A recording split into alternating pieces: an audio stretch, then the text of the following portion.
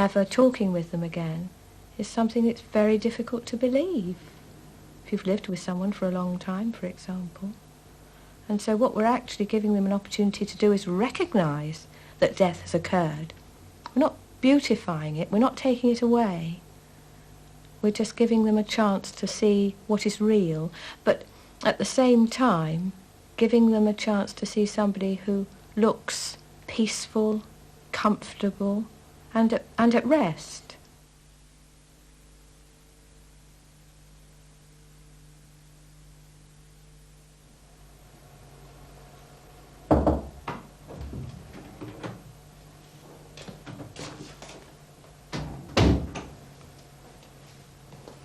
Oh, you're looking better, aren't you?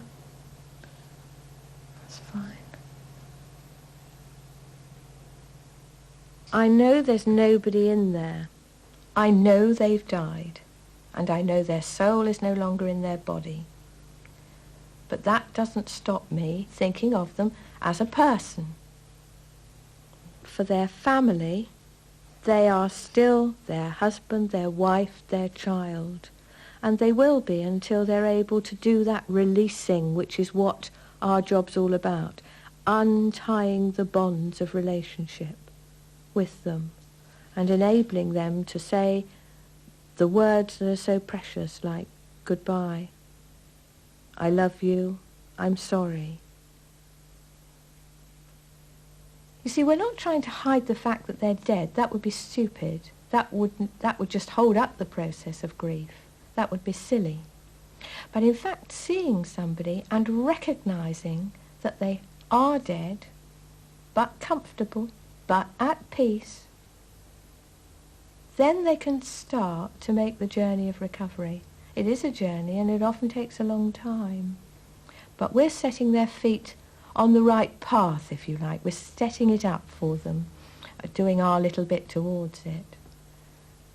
That's why I like embalming. It makes a difference to other people. It's a service. It's a good job.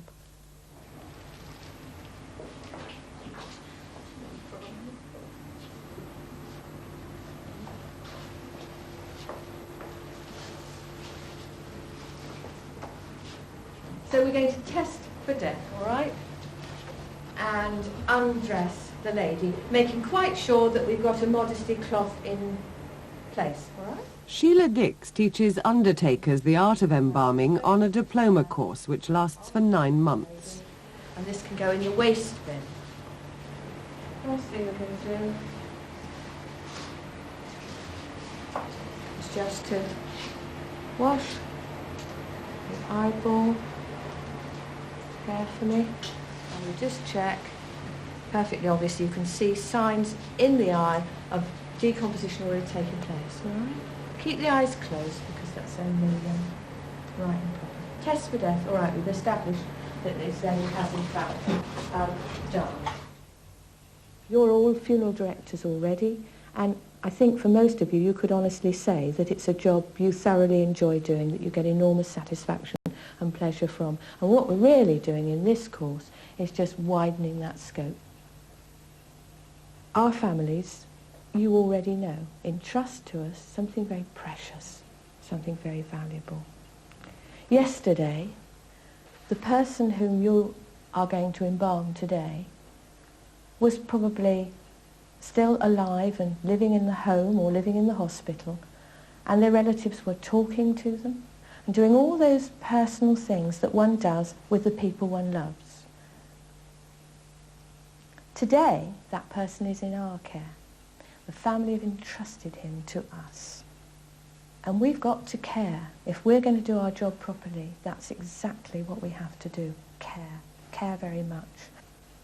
You see, the family's not here to see what we do. We can do anything. They won't know. They won't see. We will. We'll see. And we'll know whether we've let ourselves and our profession down. And I think right at the very outset, we've got to get this fixed in our heads. The other thing we've got to remember is that the dead cannot speak for themselves. They're helpless. And so because of that very helplessness, perhaps, we have a greater charge than ever. Right. Now, immediately under the skin, you find the muscle groups. Look, the muscle here, from the clavicle up to the, from the clavicle running up to the temporal bone there, and the other group of muscles just by the side of the windpipe. I'm just going to go through that layer. There's a small layer of fat there, and underneath there will be the vein. Can you see the blood in that vein? It's dark blue. Now, anybody who hasn't seen, just come. Right, Malcolm? Okay. Right, now we've just got to dissect that out. Get it clear of the underlying tissue. Got to be a little careful in somebody who has died a day or two ago, just to make sure you don't puncture the vein.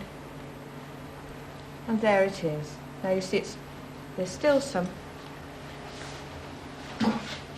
blood in it, so we're still able to identify it. We'll just slip the separator underneath it. There's the vein raised, no problem at all. It's very easy to talk about bodies when you're an embalmer, and then you stop thinking about people. And to me, there really isn't any difference between what I do in, if you like, almost in love for them on the embalming table, some of these things being unpleasant. However much those things are happening, I'm doing it in order to achieve the purpose which is there in the chapel. So the dignity of the individual, hopefully, is never out of my head. I pray that it never is, because the minute that happens to me, all sorts of things are going to go wrong.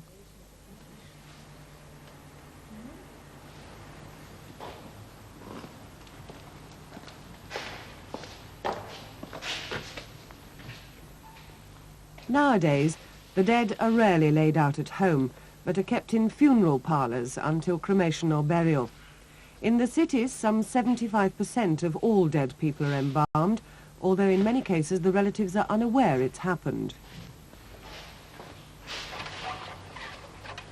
Undertakers don't use the word embalming. They usually call it hygienic treatment or care of the body.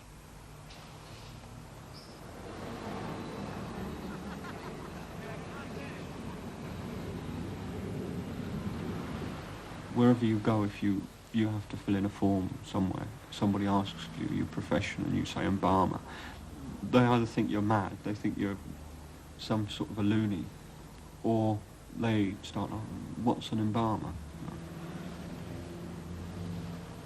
Possibly there might be a tendency for the profession to draw eccentric people and slightly strange people toward it. As an embalmer, I do feel in some way separate from the rest of society.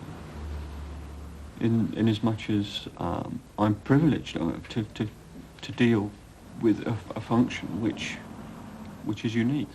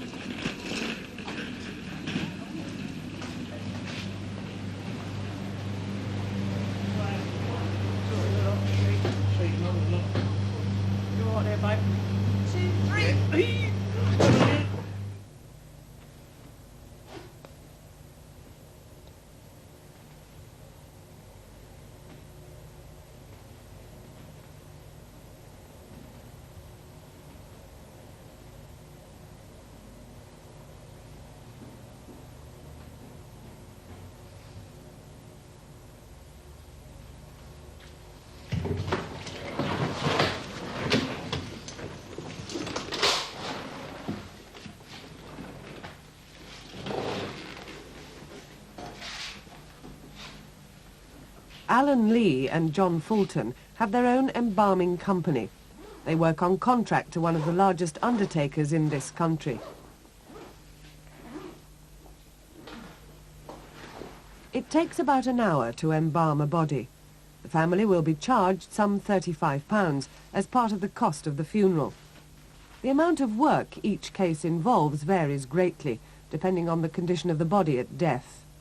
But the trade embalmer is still paid a flat rate, £20 a body.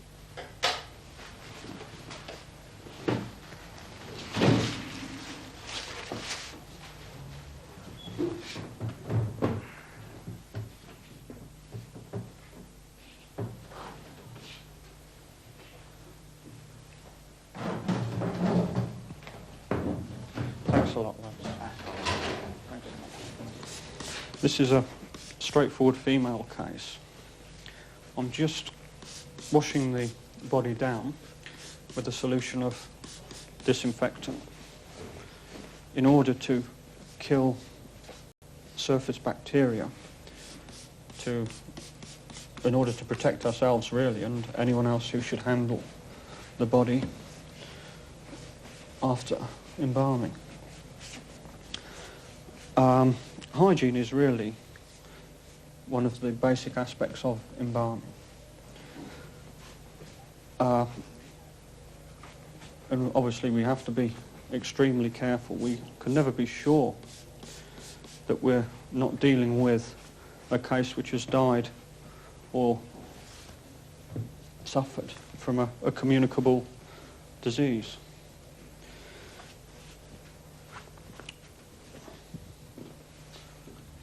You know, you could show someone the difference between this is a body which is before embalming and this is a body after embalming, and then they might understand. It's incredible.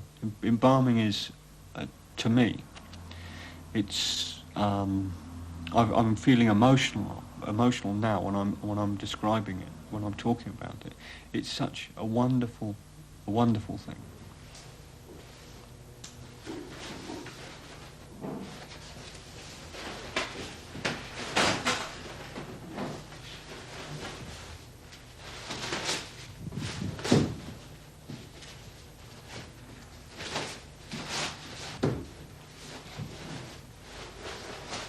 I pretended to be someone else whilst I was initially getting to grips with embalming before I actually had a lot of experience. In the initial stages, when I first had to make incisions and things, I felt that I was somebody else. I pretended to be somebody else, and I just did what they told me to do robotically. I just did it without actually trying to experience it. I shut myself off from the experience. Once I'd done that a few times, I could then release myself and allow myself to experience it properly. And I think I do that with everything that I find disturbing, because it is disturbing initially. Because it's dead bodies and you've been brought up to be disturbed by them. Everybody thinks dead body a terrible thing. To put it simply, we replace the blood with embalming fluid. And this serves three functions. One of them is the preservation of the body. That is, it halts the onset of decomposition temporarily.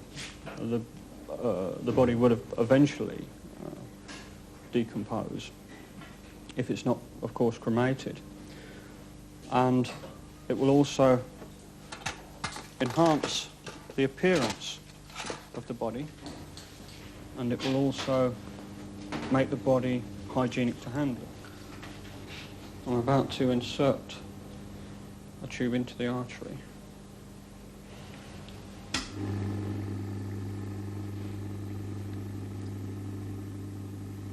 This pump gives us pressure, pushes the fluid in. Massage the hands in order to attract fluid down into this area. And already we can see the veins rising. So along there. And that's where the formaline's going in, pushing out the blood. It's displacing the blood. This discoloration which is hypostasis blood. That should clear. Squeezing the nails sometimes helps to dislodge it. It's already, there's an improvement. They're not people. That's the thing. I think that's the strong thing that comes over. There are no people in that room except myself. The coldness, they're very cold to touch, so that gives an impression of lifelessness. To touch a person, people are warm, you expect it. But to touch a dead person, initially it's shocking. Because even though you know the dead, you don't expect the coldness that comes through, despite even though you're wearing gloves. I don't like to touch them without gloves, unless they've been embalmed.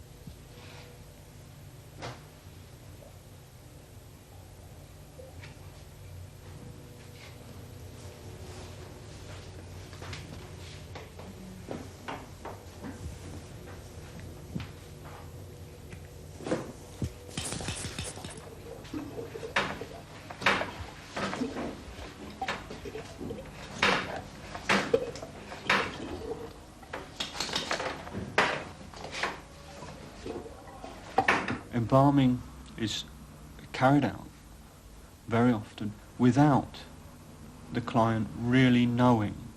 Obviously, the funeral director has to obtain some kind of consent from the family for embalming to be carried out, but he would often use other terms. But embalming can be carried out. The work can be done without the client really being aware of what that anything really has happened, and so the actual result is there. The body looks really nice.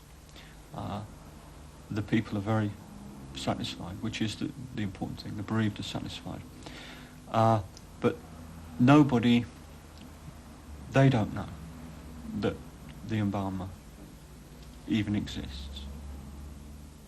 I like the anonymity. I like to be the anonymous person who is behind the scenes, who isn't meeting relatives.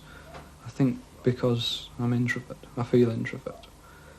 The funeral director has got to be extrovert. He's got to meet clients, he's got to play, he's got to act. I can't act, and I don't like the meeting of relatives.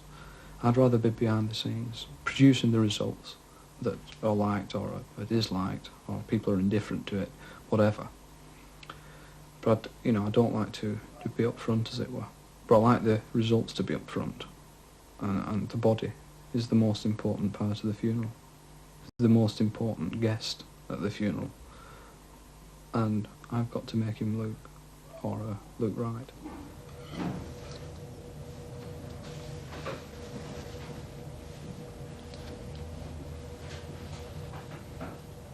The most important part is the face of the embalming, because that's the part that the people are going to see. The rest is covered up.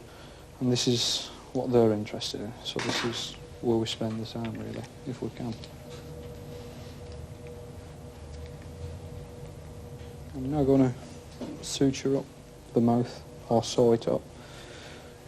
This involves passing a length of ligature around the septum, just beneath the lips there, and then up through into the nose, through the septum of the nose, back down again into the mouth and tie it up. We do this in order to keep the mouth shut without any artificial means. For example, a prop would look bad, so we do a suture that can't be seen.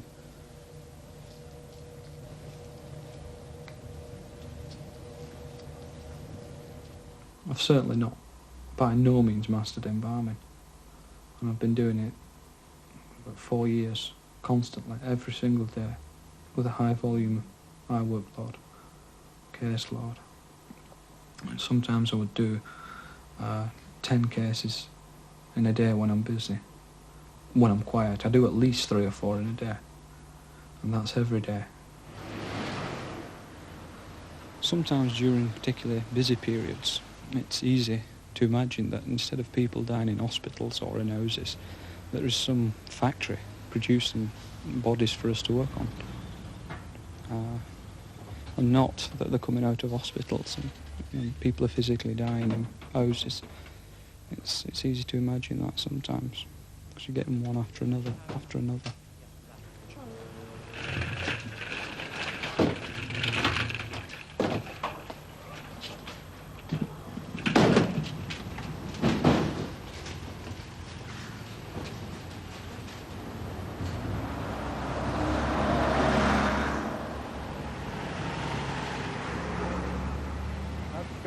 That accident case this morning. That one that was knocked down? Yeah. Oh, thanks very much. It was okay. It was difficult. We got all the damage. The damage all down here. What, on the right side of the car? And I cut it all out.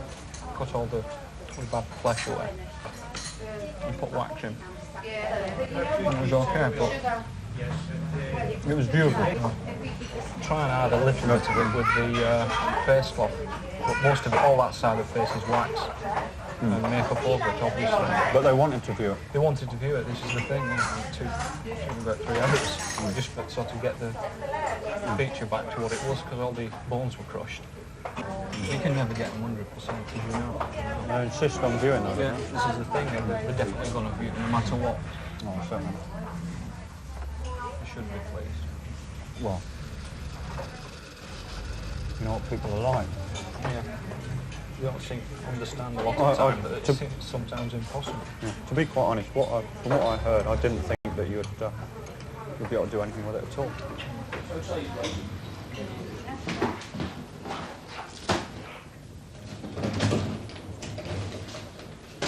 Simon rang, he's not coming. Very well. Doesn't have to you. We'll do without Simon. His wife's got an appointment at the hairdresser. Ridiculous.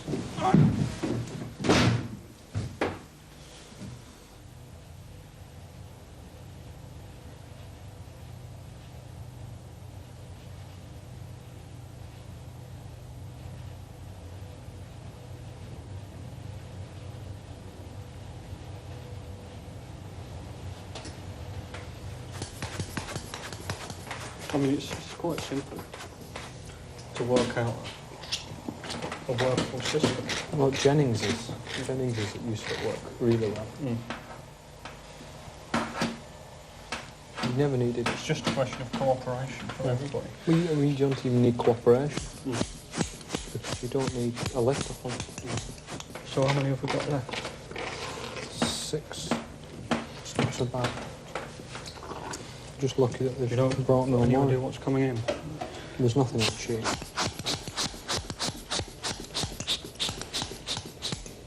Could you pass me my side, please?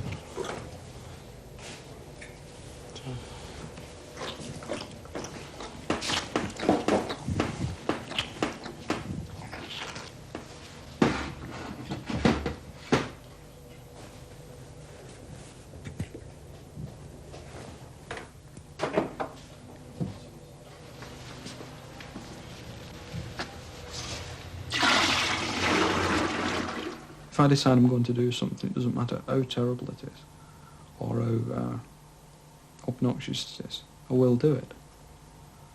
Determination, will, strength of will to do it.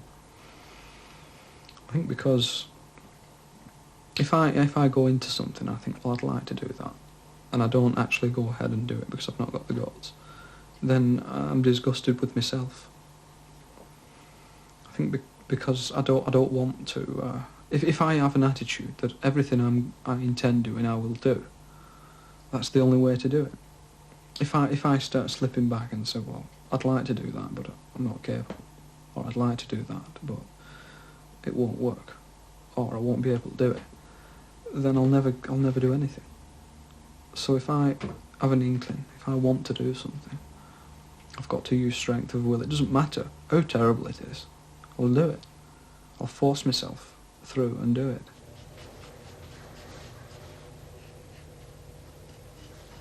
I suppose I don't like people, really, that much.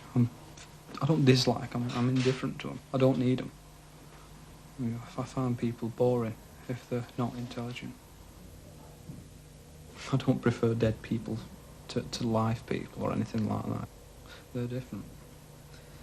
They don't impose themselves on you. I think that's the thing. They don't impose themselves. They're inanimate. They just accept things. They accept things. I mean, dead bodies. And they don't have any views or any opinions. You don't have to deal with them or be anything with them. I think that's how people should be.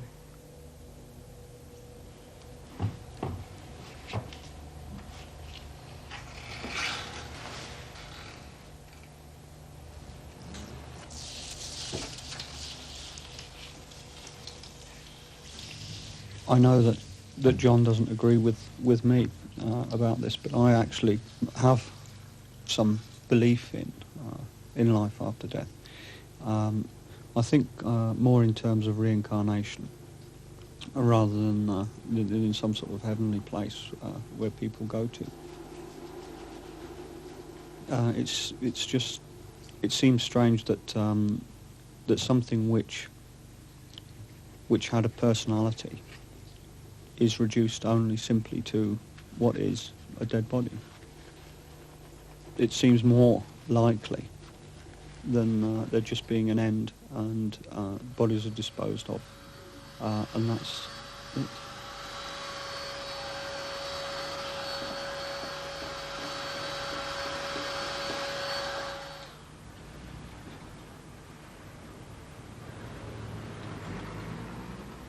Only yards away from where you've been working is a completely different world, where people are alive and are not aware of death. It's not prominent in their minds at all, yet it's an everyday thing to me. And it's sometimes hard, it doesn't correspond really. It's hard to put the two together. The two worlds don't correspond. The world inside the mortuary, working with deceased persons all day, and the world outside where people are walking about, driving home, going about the business without realising that only yards away there's so much death.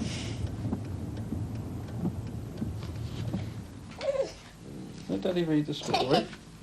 Samantha was looking. Tim looked at his sister. She was fast asleep. Tim jumped on her to wake her up, but she only said, "Go away," and went back to sleep again. Sorry, that's it. That's right.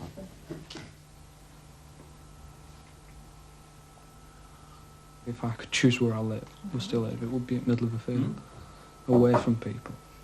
Why have I not got as many as you? I don't want to have contact with them. I don't like going to places where there are lots of people. For example, I don't like neighbours coming in and out, things like that. Everybody tries to impress you. Always. Everybody does it. I don't like that. Everybody's acting. I find everybody false. There's very, very, very few people who aren't false. You know, it's even me, obviously me as well. Everybody. We're all guilty of it, being false. Sure, don't talk to me. I'll bring it down there. Chairman? When I, as an embalmer, receive this body to work on, it's almost like receiving, for a sculpture, receiving a stone. You've got to intuitively see the end result.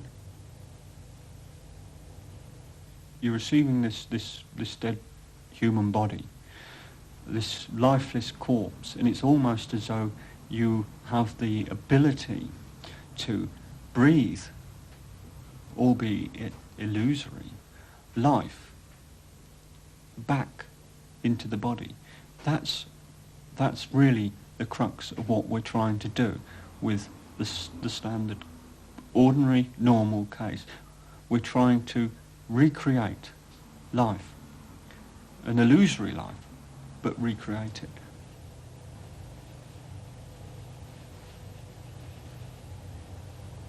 It's necessary through this part of the operation to remove protective gloves, and it's necessary for the actual warmth of our hands to soften the cosmetic cream. This is a straightforward case. It's by no means one of the more difficult cases which we might have to deal with. Being a more difficult case would be an accident case where considerably more did. In which cases we use a wax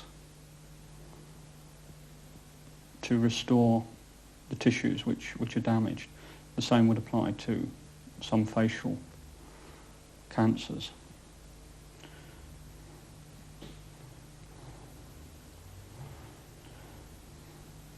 While I think of it, we need to order some fluid and incision powder. How much have we got left? Fluid? Are we in urgent need of it? Well, within a couple of weeks anyway. Phone him afterwards. Gel as well. Yeah, sin gel. Yeah. Nothing else? No, I don't think so.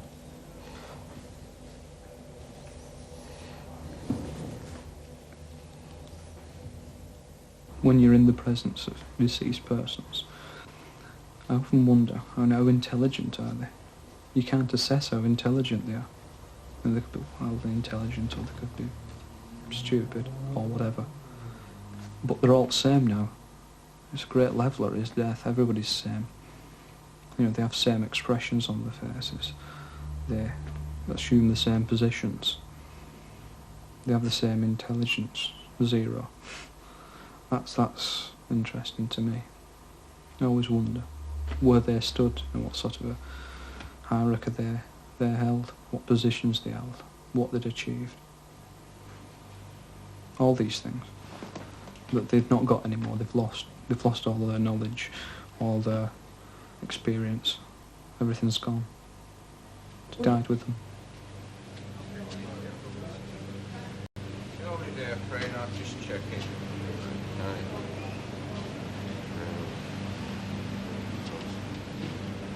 Okay. The lid's coming off, please. I just want to check.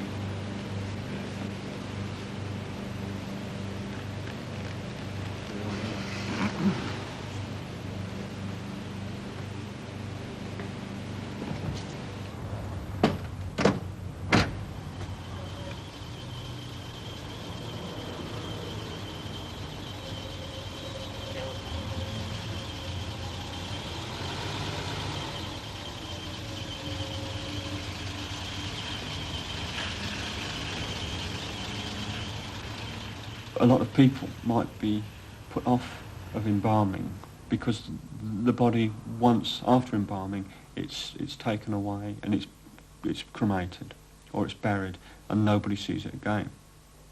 But the illusion which you've created lasts for the rest of the lives of the family.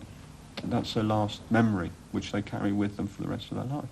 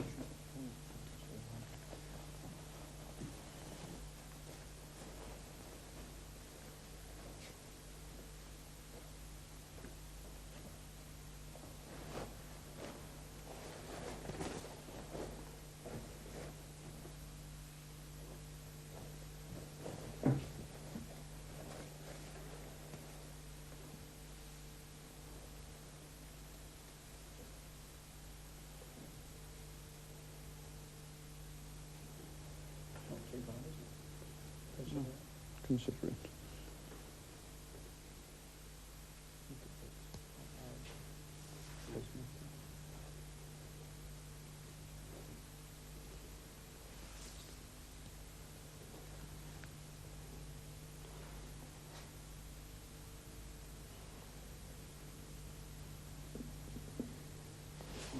genuine.